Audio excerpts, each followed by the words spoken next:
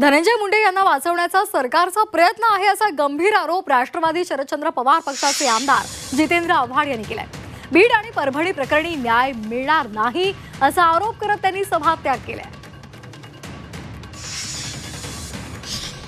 म्हणून वाल्मिक कराडला पण वाचवणार। वाल्मिक कराडला वाचवला तर बाकीचे वाचणार आहेत।